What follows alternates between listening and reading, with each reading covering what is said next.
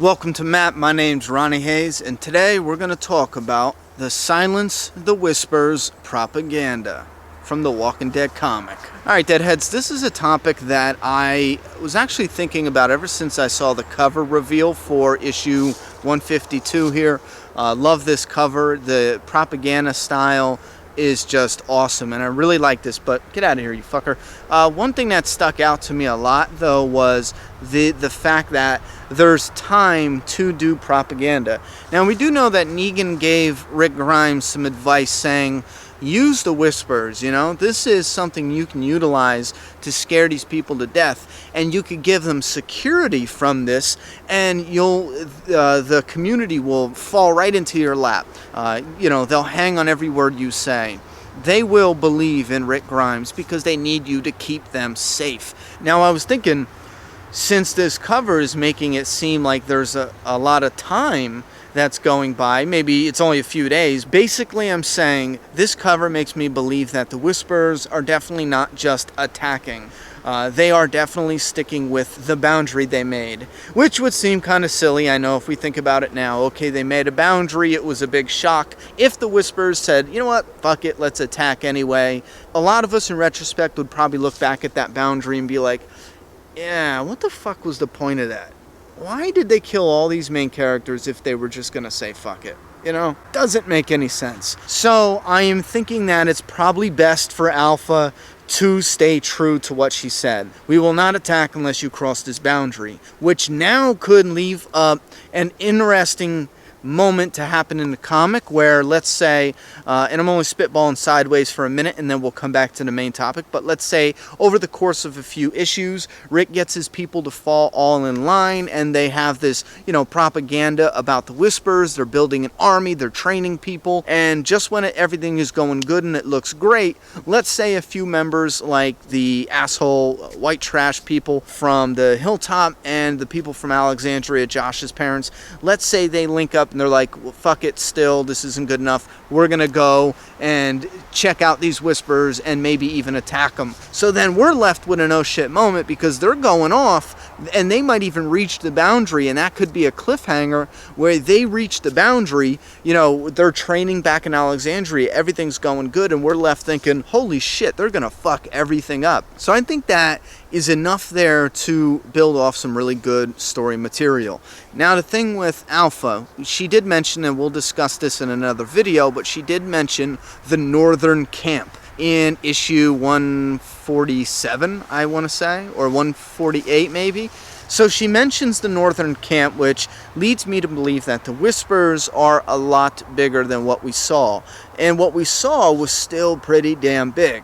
So this is a badass force. But now that she's saying the Northern Camp, and we're getting a better understanding that there's sections in different camps, there might also be different leaders in other camps. Alpha might be the, leader of all of it. However, there might be another camp of Whispers that's a little farther away that has a different leader. It would make sense if they don't link up a lot. It would make sense that has or maybe an underboss would be better, but I don't know if you can have an underboss. I don't know how that hierarchy works in the Whispers camp. But if the story goes in a direction with the propaganda, Alpha is sticking with what she said as far as the boundary. If you do not cross it, we won't attack you. If she's sticking with that, it now opens the story up to not go down that path of all-out war part 2. They had an all-out war part 2. You know what I mean. Another all-out war, because that's the last thing I think a lot of fans want. I know some fans are like, fuck it, all-out war, do it again. But me personally, I want to see something different. It can be labeled as a war. If they go and battle and fight, obviously it's going to be a war, but I want it to be creepy. Now is the time with the Whispers to actually introduce very creepy storylines. Now, some people might find it creepy, but I think it would be if you have members of Alexandria going for the Hilltop, let's say, or traveling to the Hilltop. Now let's say for whatever purpose, let's say someone crosses the boundary, they end up killing a few Whispers and running back to Alexandria all bloody, and Rick is like, holy fuck, what is this, what happened? And the family, the white trash family's like, oh, my kids are dead, we ran over there, we found some Whispers, we got to a fight, we killed them, they killed my sons, and let's say they took one alive, and we got to go get him, oops, and now he's causing problems, and it leaves us with that cliffhanger that, holy crap, shit just got started. Like, that is a declaration of war. But instead of coming right for them with the Walker herd, the Whispers could relocate so they can't be found, and then they can send in little clusters to attack. They can attack the patrols on the roads. I think that would be a pretty cool start. If you see a horse, if let's say the Rick and the members are talking, and then you just see a horse trotting down the way, and they're like, wait a minute, isn't that, so-and-so's horse? He's on patrol, what the hell is he doing? And the body comes there and it falls off the horse and it's been skinned alive, and it's all like just blood. Well, obviously he's probably dead by that point, but you get what I'm saying. The body's been skinned and it falls off the horse, and it's that horrific, like, holy shit, they're plucking us off when we're out there. We can't just be out there. We can't even patrol our own roads and shit like that. They are attacking us, coming out of the shadows, sneaking up on us at night when we're traveling. They're picking us off. I like that idea, but as they're doing it, they're sending messages. So one minute we see a guy on a patrol, his body falls off the horse and it's been skinned because they send it back to Alexandria. They can do another one where they come across an X, and the X is made out of, I don't know, the skin flesh of a man, arms up, legs down, with a message written on it. I don't know, some messed up shit like that.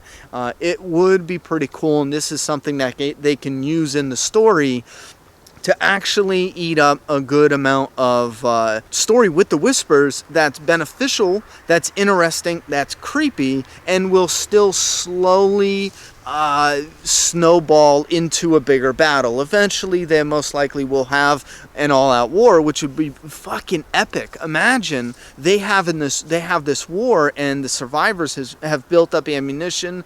They've been training to fight. We've seen them trying to steer herds. Imagine they go into this war with the Whispers to finally silence the Whispers after issue of the Whispers picking off patrolmen, maybe even killing somebody close to in the community, and they finally go to war with them, and they send in a massive herd of walkers as like a frontal assault.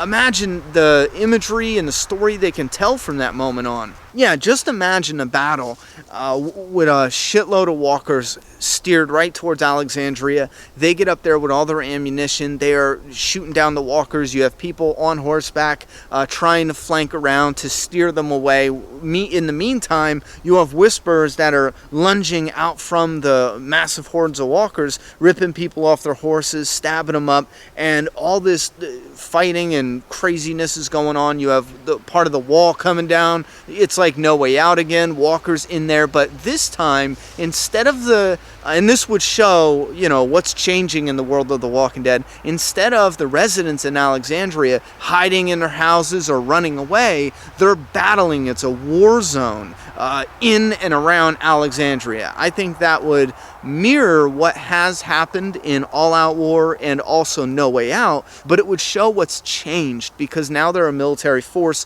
fighting off this Whispers gang, and even Eugene and the radio could come into play, where the Whispers gang is so big, Eugene could eventually make contact with another community, which would most likely be in the CB. It would most likely have to be within, 50-mile radius? I forget how that shit works with CBs, but if they are close enough, if Rick can send out or maybe ride out himself to meet them, let's say they have a little mini army themselves, Rick can make an alliance with this team. That would also be something awesome for covers or promotional material, some kind of alliance. I think that would be awesome as well. And then they can pull the army from that community, battle the Whispers. Everything's awesome. They squash the Whispers. Once that threat is gone, we realize that the leader of this new ally has plans of conquering all and becoming the leader of all the communities. That could be another aspect. I'm not saying that, they're going to turn around and go to war with him. I'm just saying now we have a situation where we have someone who was an ally, who now we have to be careful around. So we're still interacting with their people, but I'm not saying it's going to be a war, so to speak. They just have a leader where, you know, Rick might send in a guy to poison them. I don't want to go too deep because I'm not really sure how big Robert Kirkman is bringing up this world. So I don't know what direction to take it just yet, because it's coming to a point in The Walking Dead where he has to do new things. He can't really just go backwards. So if he go ahead and builds and builds and builds, it gets to the point where, okay, what are they going to do besides war? So if you get into more of a political game, like I'm saying, you know, poison the leader, I'm not saying do those exact storylines. I'm giving you ideas where you have a leader that was good, and then it might not be so good, and then you gotta, you know, be careful how you act. You might actually have to send someone to take that leader out somehow. Instill your own leader, maybe even insert one of your guys into that community for a while, get whatever, do some other side story. I don't know. Now that I'm talking about that, it seems a little drawn out. So I don't know how I would feel about battling with another community like that. I'm going to actually fall back a little bit and think about different ideas where they can go in The Walking Dead, because this is getting interesting. You have it coming to a point where we should see bigger communities and other communities and survivors out there, but how fast should that go as far as knowing what happens in different countries and everything? Where should Kirkman go next, or where do you think he will go next with the story? That's actually pretty damn interesting, and instead of rambling on camera and trying to well, maybe he'll da-da-da-da, I'm gonna sit back and think about it. In the meantime, if you guys have any ideas on where the story will go after the Whispers, and even with Eugene the radio, keep in mind they've shown that enough times, they've beat us in the head with that enough times, we know it's coming. There's going to be a radio reveal soon. So let me know what you think is going to happen in the world of The Walking Dead on a whole, as far as where will the story go other than simply surviving in the zombie apocalypse, because it has to get bigger, if you know what I mean, as far as establishing the communities, armies,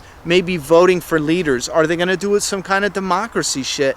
Something. Let me know what you think is the next step creatively in the world of The Walking Dead. Put those in the comment box. I'm done talking. It's your turn. Subscribe now.